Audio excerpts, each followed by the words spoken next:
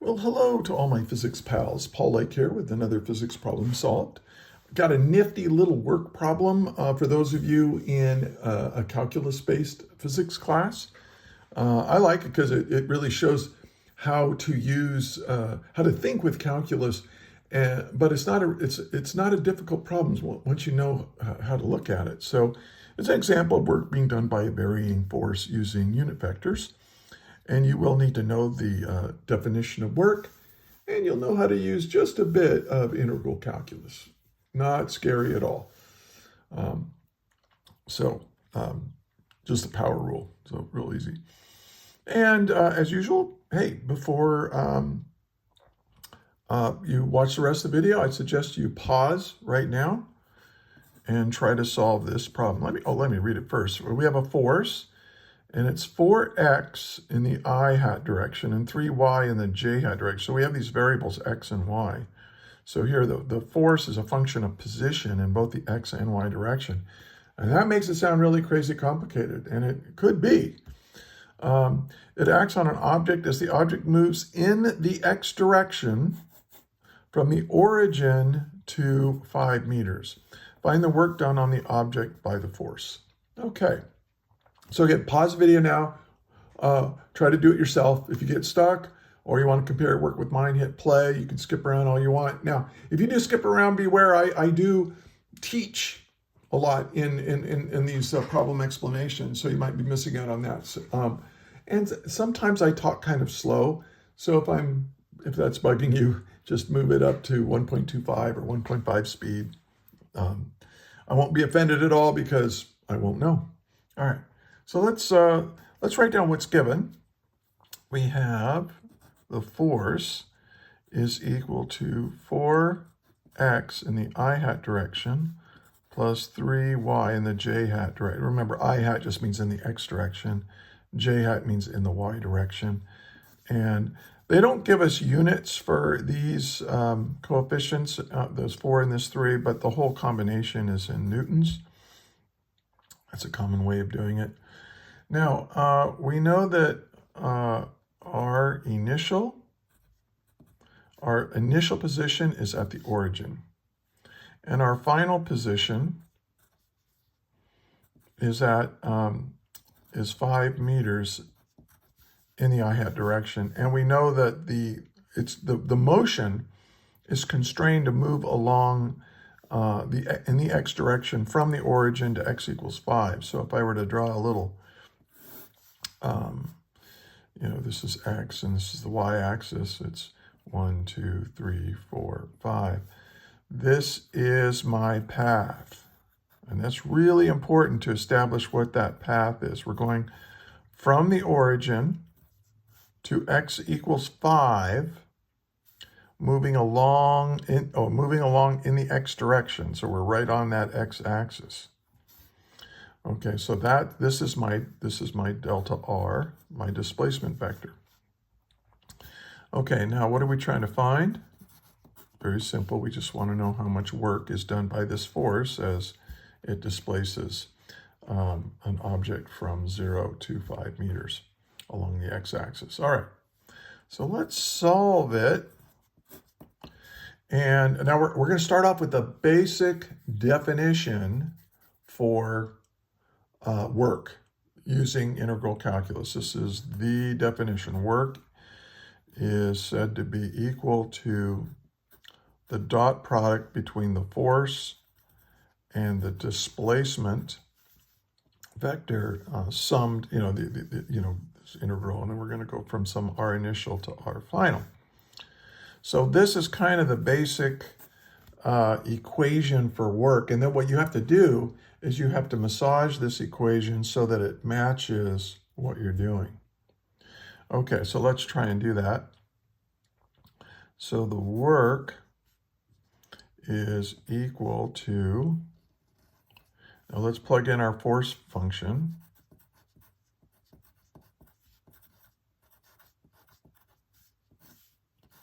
And this is in newtons. And then we're going to dot this with dr. Now, what is dr? Let's think about dr. here's my little dr, here's my little dr, here's my little dr, here's my little dr. So notice that each little infinitesimal displacement, which we call that dr, is really a little change in x. So, so I can say that dr is really dx in the I hat direction. Okay, so this equation comes directly from this. I've just taken what's given in terms of the force and the displacement, what that looks like here. And one of the things that we notice here, and you don't really need to do this because you might remember that j dot I is 0 anyway, but this term is going to go away because what's true about our value for y as we travel along here this whole time, this whole displacement from here to here? Do you notice that y is equal to 0 for the whole displacement? So you can just say, oh, y is equal to 0. So this whole term goes away. Okay, so that's one way of looking at it. So now the work, oh, and now let's look at these limits. So what was so we're integrating now with respect to x. So what was my initial x? It was 0. And what's my final x? My final position is 5 meters. Okay, now let's rewrite this. 0, 5 meters, 4x. Now I can do, I don't want to skip too many steps. Now what is I dot I? Well, you might recall that I dot I. Remember what a unit vector is. It has a magnitude of 1.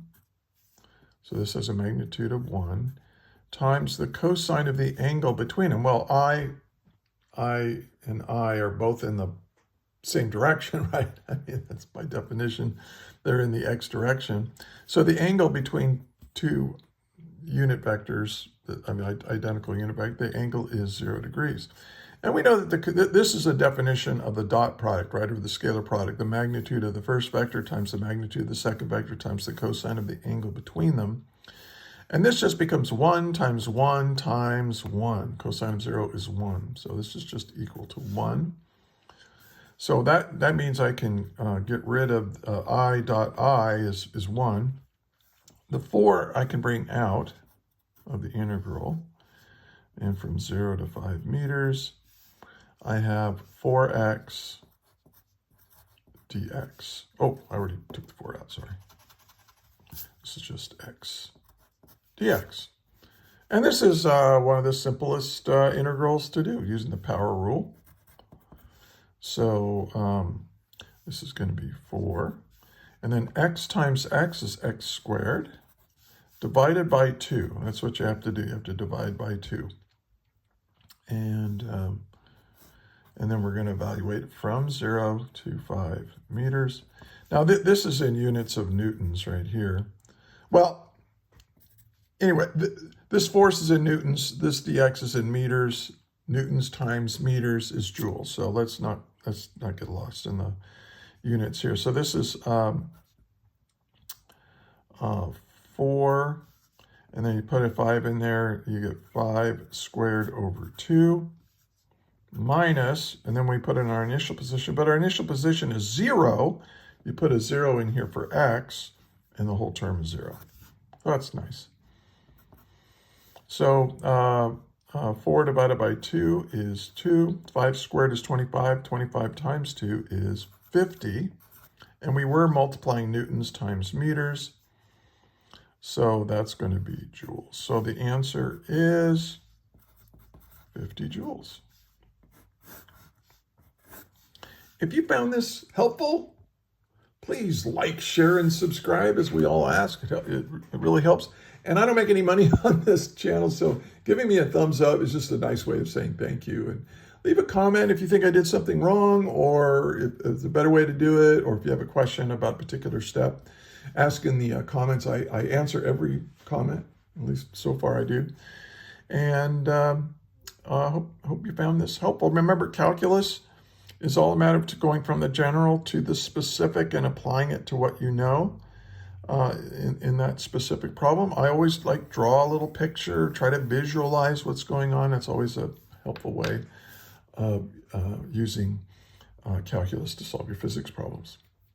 Hey, if you made it this far, thank you so much for listening. And until the next video, may the net force be with you always. That is all.